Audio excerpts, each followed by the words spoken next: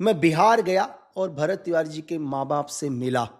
बहुत सारे लोगों का सवाल, लोगों का एक और पक्ष कि अगर क्या सच में यह हत्या किसी मुस्लिम वर्ग की होती तो क्या मैं आवाज उठाया, समाज ऐसे आवाज उठाता। मैं इन सभी सवालों का आपको उत्तर दूंगा बहुत आसान तरीके से। और दूसरी चीज मैं आपको यह भी बताऊंगा कि भरत तिवारी की हत्या क्यों हुई। मैं आपको यह बताऊंगा कि इस हत्या के पीछे कौन कौन लोग हैं। मैं आपको यह बताऊंगा कि सच में भरत तिवारी को न्याय मिल पाएगा। और आपको मैं यह भी बताऊंगा कि भविष्य के अंदर ऐसे फेक एनकाउंटर हिंदुस्तान में रुकेंगे या नहीं मिलेंगे। तो सबसे पहले आते हैं कि आज जो हिंदुस्तान की सबसे बड़ी न्यूज है, जिसमें बड़ी बड़ी राजनीति चल रही है, अलग अलग पार्टी अलग अलग बातें रख रहे हैं। कोई कहता है कि भरत तिवारी को इंसाफ मिलना चाहिए, लेकिन कोई पता है क्या बोलता है? नहीं, बोलता है कि बिहार के मुख्यमंत्री इस्तीफा दो। दोनों बातें बहुत अलग। सबसे पहले मैं खुद में आता हूं कि आज तक मैंने यार देश के अंदर बहुत सारे इंटरनल मामले चल रहे हैं, लेकिन किसी भी इंटरनल मामले में बहुत कम बात करी। लेकिन सच में आपसे ये बोलूं कि आपको लगेगा कि नहीं ये सच नहीं है। मैं ये बोलूं कि देश के अंदर बहुत सारे इंटरनल मामले चलते हैं यार, मुझे उसकी जानकारी नहीं मिल पाती। आप बोलोगे कि यार ऐसा तो हो ही नहीं सकता, क्या लक्की बिस्ट तुम्हें देश के अंदर की जानकारी नहीं मिल सकती होगी? मैं आपसे ही सवाल पूछता हूं, मुझसे सभी लोग इंटेलिजेंट है, सब मुझसे ज्यादा पढ़े लिखे हैं। क्या मैं आपसे यह पूछूं, क्या आपको पता चल पाता है कि आज पाकिस्तान के अंदर क्या हुआ, आज नेपाल की धरती में क्या हो रहा है, आज CIA क्या नई प्लानिंग कर रही है, इजराइल की राजनीति में क्या चल रहा है? शायद आपको नहीं पता चल पाता। बहुत कम लोग होंगे जिन्हें पता चल पाता है, लेकिन 90% वो लोग हैं जिनको नहीं पता चल पाता।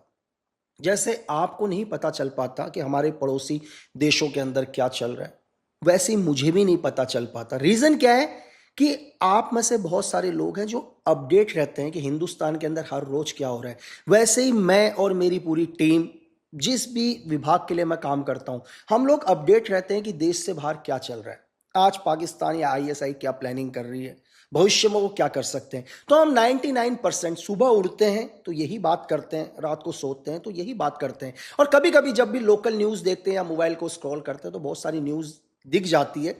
लेकिन जब भी इन मामलों को देखने की कोशिश करते हैं तो यार एक ही सवाल आता है दिल में, नहीं यार ये हमारा काम नहीं है, ये देश के अंदर का काम है और इसके लिए हमारे देश में न्यायपालिका है, कानून व्यवस्था है। तो मैं ज़्यादातर इन मामलों में कभी भी हस्तक्षेप नहीं करता यार। और ऐसे ही हुआ, ऐसा नहीं है कि आज से पहले बहुत सारे एनकाउंटर हुए इस देश के अंदर और मुझे नहीं पता चला।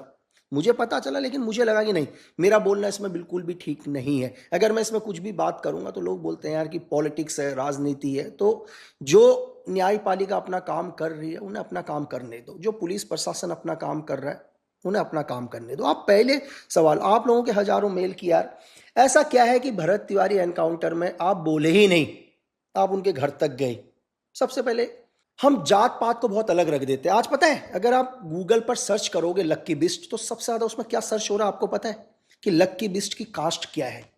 इस देश का एक बहुत बड़ा वर्ग जो पॉलिटिक्स करता है वो देखने की कोशिश कर रहा है कहीं लक्की बिस्ट पंडित तो नहीं है, ब्राह्मण तो नहीं है, क्योंकि तभी एक ब्राह्मण के लिए आवाज उठा रहा है। शायद उनको आंसर ना मिला। तो सबसे पहले मेरे पास भी क्या है, भरत तिवारी का एक नॉर्मल सा एक वीडियो आया, जैसे आप लोगों के पास भी आया होगा कि एक लड़का पिस्टल दिखा रहा है और बातें कर रहा है, क्रांतिकारी है वो चीज़ है। मैंने उस वीडियो को स्किप कर दिया। देखा यार, मैंने कहा मुझे भी ऐसा लगा जो सब लोग, मुझे नहीं पता आप लोगों को पहली बार में लगा या नहीं लगा, लेकिन मुझे लगा यार नहीं यार, क्या पुलिस प्रशासन को हथियार दिखा रहे हैं क्या, मुझे कुछ नहीं पता, मैंने छोड़ दिया। शायद 17 तारीख की ये वीडियो थी, 18 तारीख को या 19 तारीख को या 17 तारीख को ही मेरे पास आ गया था, मैंने स्किप कर दिया। शाम को भी बहुत सारे सोशल मीडिया पर चल रहा था, मैंने भी स्किप कर दिया। नहीं, मैंने पूरा देखा भी नहीं। फिर क्योंकि एक बारी मैं देख चुका था तो शायद बार बार मेरे रील पर या इंस्टाग्राम पर वो चीज़ें आ रही थी। जब फिर मैंने और थोड़ी सी डिटेल से देखा, मुझे इंटरेस्ट नहीं लगा, मैंने स्किप कर दिया। लेकिन तभी क्या है, मेरे एक दोस्त का मुझे कॉल आया, और सोचिए कि इस देश का नहीं, दूसरे देश का, मेरे पड़ोसी मुल्क नेपाल से कॉल आता है कि यार भाई आपके यहाँ एक ऐसा ऐसा मामला हो रखा है। शायद बिहार बॉर्डर नेपाल के नज़दीक है तभी। हाँ यार, मैंने कहा यार पुलिस को वेपन दिखा रहा था, ये वो चीज़ें। बोला है नहीं नहीं, बोला आपने शायद आप मैटर को पूरा तो देखो। जब मैंने मैटर को पूरा देखना शुरू किया, अब यकीन मानो उस दिन पूरी रात भर नहीं सोया, क्योंकि मैं रिसर्च कर रहा था यार। क्योंकि हमारी ऑर्गेनाइजेशन हमें एक ही चीज़ सिखाती है, रिसर्च एंड एनालाइज। आप लोगों की बातों में मत आओ, पहले रिसर्च करो। और आपको पता है आपके पहले सवाल का आंसर कि ऐसा क्या लगा कि मैं इंटरनल मामले में बात ही नहीं करी, मैं उनके घर तक गया यार। पता मैंने, मुझे एक चीज क्या लगी, एक इंसान का मुझे ये लगा, अगर आप लोगों ने वो वीडियो देखा होगा, शायद हिंदुस्तान में ऐसा कोई होगा जिसने देखा होगा, बोला कि मैं जर्नल हूं, इसका मतलब ये नहीं है कि मैं एक जर्नल की बात कर रहा हूं। बोला तू मानता होगा धर्म, बोला मैं नहीं मानता जातिवाद, बोला मैं यादव भी हूं, मैं ओबीसी भी हूं, मैं एसटी एससी भी हूं, मैं सब कुछ हूं, बोला मेरे सभी धर्म एक जैसे हैं। मेरी बात समझ रहे हैं? मुझे बहुत हार्ट टच हुआ एक इंसान का, क्योंकि आज की दुनिया में लोग बोलते हैं कि मैं क्षत्रिय हूं, गाड़ियों के पीछे लगा देते हैं मैं ब्राह्मण हूं, मैं ये हूं, लेकिन एक इंसान बोलता है कि नहीं, बोला तू मानता होगा जात पात, क्या है, मैं जात पात को नहीं मानता। मुझे एक अच्छा लगा ये, मतलब बहुत हार्ट टच हुआ। फिर मुझे लगा नहीं, चलो लोग बोलते भी है, बहुत सारी वीडियोस के अंदर बात करते हैं, मैंने और डिटेलिंग चेक करी, मुझे दिखा कि एक इंसान जब कोरोना चल रहा है तो एक लेटर लिखता है प्रधानमंत्री जी को कि सर देश के अंदर कोरोना आ रहा है, बहुत सारे लोग मर रहे हैं, तो वैक्सीन आ रही है, लेकिन आप पहली ट्राई मेरे ऊपर कर लो, क्योंकि अगर कुछ भी होता है तो मेरा शरीर काम आना चाहिए इस देश के। मुझे लगा यार थोड़ा सा और लगने के बाद फिर मुझे क्या लगा कि देखा वो लड़का पद यात्रा कर रहा है, ऐसा नहीं है, और रास्ते में जहां भी पद यात्रा कर रहे हैं ना, वहां बहुत सारे अलग अलग कास्ट जातियों के लोग मिल रहे हैं, मुसलमान भाई भी मिल रहे हैं बहुत सारे, वो उनके साथ खाना भी खा रहा है, मुसलमान भाइयों के साथ बातें भी कर रहा है, वो भी अच्छा लगा। इसके बाद पिछले 5 साल की डिटेल चेक करी तो पता है क्या है, जो भी लोग इस देश में बिहार उत्तर प्रदेश के होंगे उन्हें ज्यादा पता होगा, क्योंकि मैं तो पहली बार यार बिहार की धरती में गया। मुझे यह पता चला कि जो उसका गांव है ना, वो गांव पूरा का पूरा क्या है, पिछले साल बाढ़ आई थी और बाढ़ में भर गया था, लोग क्या हुए कैंपों में रह रहे थे, और उसके बाद क्या है, प्रशासन ने क्या किया, उनको दोबारा बसाने के लिए एक जगह दी, लेकिन वो जगह क्या थी, गड्ढे के अंदर थी। मतलब उन्हें पता है कि अगली बार जब दोबारा बरसात आएगी तो इनके घर दोबारा खत्म हो जाएंगे सबके। और मैं आपको ये बताऊं कि जो भी ये वीडियो देख रहा होगा, उसमें जितने भी लोगों को बसाया है ना, उसमें ब्राह्मण राजपूत बहुत कम है, सारे के सारे कौन है, एसटी एससी वाले भाई लोग, गरीब लोग बहुत। वो उनके हक के लिए लड़ना शुरू कर दिया, वो लड़ बहुत पहले से रहा था, मतलब 4-5 सालों से लड़ रहा था, मतलब गांव के हर घर के अंदर बिजली पहुंचाना, अपने पैसों से किसी के घर पर राशन देना, वो लगातार यही काम कर रहा था।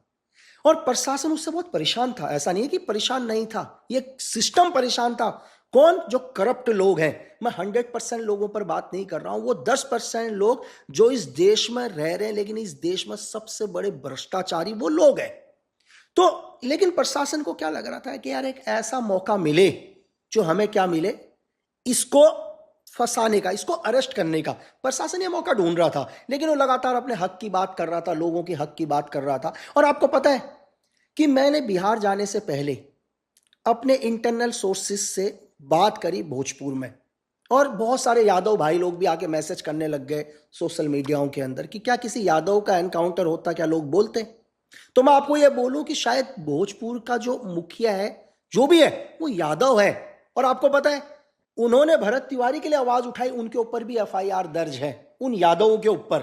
और आपको पता बहुत सारे मुस्लिम बहन सिस्टर वो रोड के ऊपर आई है, एक सोचो, एक मुस्लिम बहन वो रोड के ऊपर आई है और रो रही है, यार वो मुस्लिम तो नहीं है ना, लेकिन अगर मैंने इस देश में पहली बार देखा है कि किसी ब्राह्मण के लिए एक मुस्लिम समुदाय भी आके रोड पर रो रहा है, ये मैं ग्राउंड पर देखकर आया हूं। और आपको पता है जितने भी उस गांव के लोग थे, मतलब एक 8 साल के बच्चे से लेकर मैंने 80 साल के आदमी को रोते हुए देखा है। या तो भाई ये सारे लोग गलत हैं, पूरा हिंदुस्तान गलत है, और वो कुछ लोग अच्छे हैं जो कह रहे हैं नहीं कि ये तो जातिवाद है। और आप आते हैं दोबारा, इस सब को देखने के बाद मैंने रिसर्च किया और मैं ग्राउंड पर गया। ये मुझे पहले से पता चल गई थी कि ये हत्या है, इस पर मैं एक पहले भी वीडियो बना चुका हूं। इस हत्या के पीछे कौन है वो भी मैं आपको बताऊंगा, इस हत्या के पीछे कौन है, ये कौन लोग हैं, आज क्यों जातिवाद की राजनीति चल रही है, किसको सजा मिलेगी, मैं सब आपको बताऊंगा।